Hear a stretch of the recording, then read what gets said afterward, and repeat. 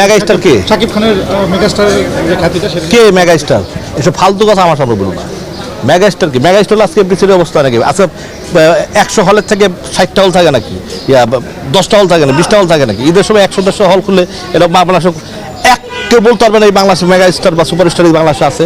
তাহলে তো হল হয়তো নির্মলা হলো 500। ঈদ ছাড়া রিলিজ করে না কেন ছবি? শাকিব খানকে হচ্ছে মেগাস্টার বলতে নারাজ।